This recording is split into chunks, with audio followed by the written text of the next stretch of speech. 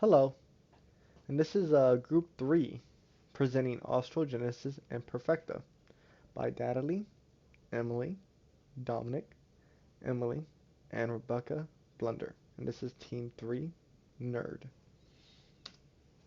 What is osteogenesis imperfecta? Osteogenesis imperfecta is a disease that affects bone density and structure. It is also referred to as brittle bone disease. Individuals with osteogenesis imperfecta have weak bones that fracture easily and regularly. The disease also affects the growth and shape of bones and stunts the growth of bones. Causations.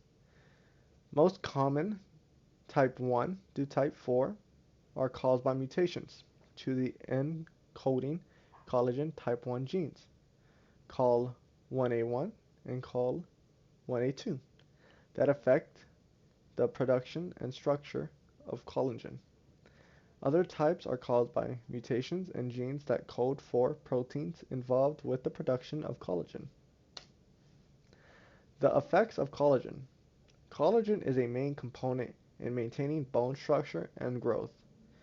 Lack of collagen results in bones being weak, fracturing easily, growth stunting, and bone deformities.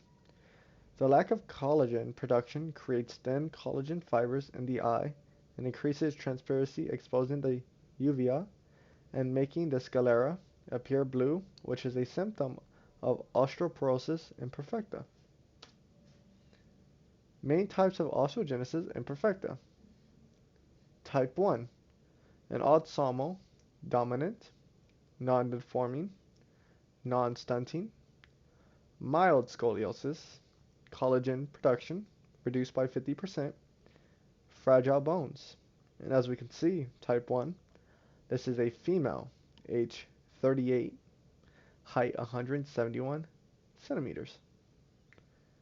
Type 2 is an autosomal recessive, a perinatal lethal arising from rib fractures causing respiratory failure, extreme bone fragility, multiple bone fractures, pronounced deformities, and scoliosis.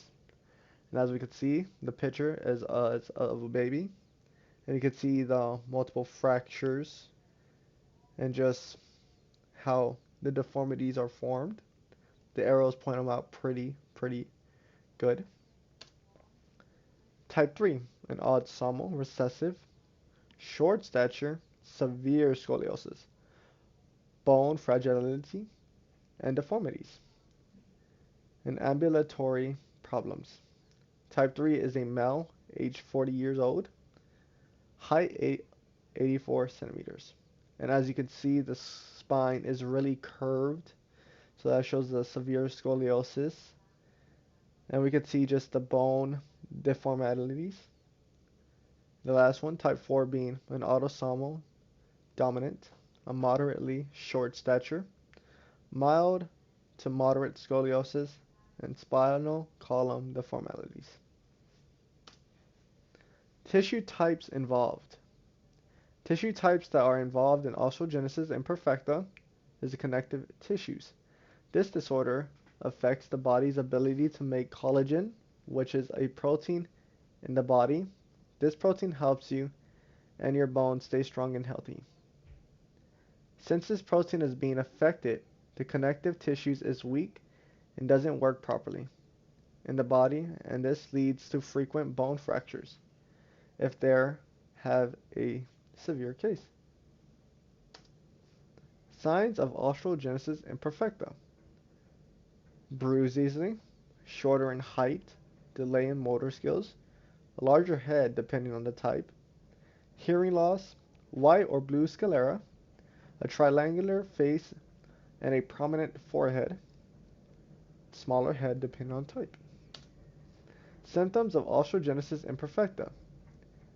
Easily broken bones, brittle teeth, severe headaches, scoliosis, severe bone deformities, sunken or protruding chest wall, physical disabilities, limited limb movement, respiratory failure, asthma, pneumonia, incorrectly working valves, and arteries, heart failure, spinal cord or brain stem problems, hydrocephalus, fluid buildup in the skull causing the brain to swell. Risk factors. One of the biggest risk factors of this disorder is that it is genetic. It is just one parent has this disorder, their children has a 50% chance of getting this disorder as well. 50% is a very big percentage, and so if the parents want their children to have a mild case, they could put their child onto a healthy diet and life cycle, or lifestyle. If someone has a severe case of this disorder, they can possibly have hundreds of bone fractures during their lifetime. Treatments for osteogenesis imperfecta. You can use a splint or orthopedic cast to limit the amount of movement the limbs have. Assistive devices like wheelchairs can be used. Physical and occupational therapy. There are dietary supplements you can take to promote bone health.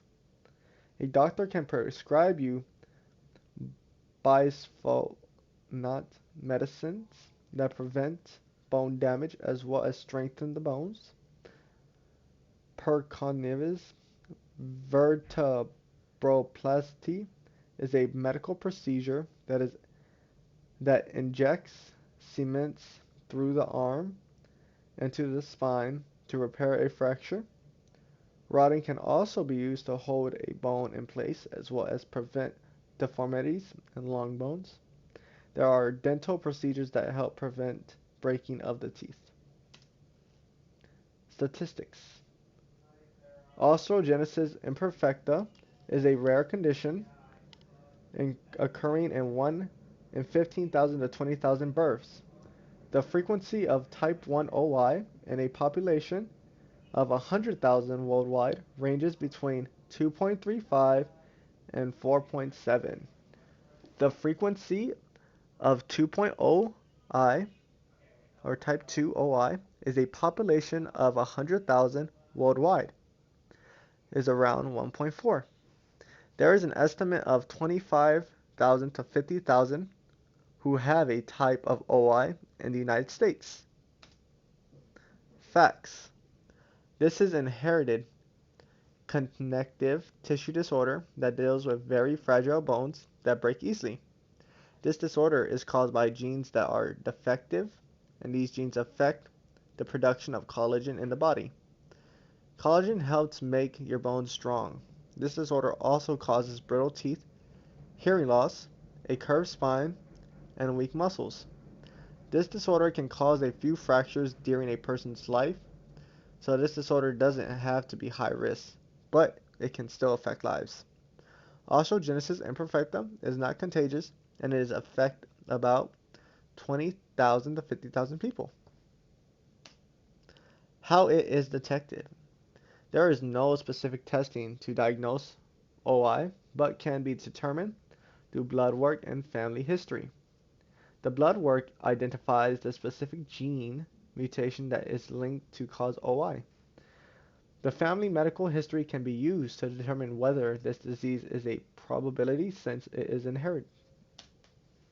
Prognosis for osteogenesis imperfecta. There is no cure to this disease yet. Specific therapies can maintain the pain and complications. Type 1. They will live a normal lifespan. Type 2. Often lead to death in the first year of life. Type 3. Often ends up in a wheelchair and have a shortened life expectancy. Type 4. Often needs brace or crutches but will live a normal life. Quality of life. Quality of life for children that have osteogenesis imperfecta is stressful because their mobility is limited for some activities. Mobility is reduced for both adults and children. Tiredness and pain also occurs when someone has this disorder, and they can affect their quality of life. Patients that have a very severe case of this disorder usually only live until 10 years old. But if someone has a mild case, They can live as long and healthy life if they are healthy and have a good diet. History. Although history there has been cases and cases of brittle bones, but the earliest reports that I can find in medical terms is in 1716. Armand, a doctor, would report cases of babies having brittle bones being able to break easily. And from there on, many more cases would start to pop up over time. In 1833, described the condition as idiopathic osteoarthritis, or an idiopathic type of bone fragility. Vorok described brittle bones in 1849 and renamed the condition osteogenesis imperfecta. Functions with and without osteogenesis imperfecta. With osteogenesis. When a person is living with osteogenesis imperfecta, the qualities of life change, and different risks come with the disability. The main risks are bone issues like easy bone breaks and fractures, and simply the person with the disability has to become more aware of their surroundings.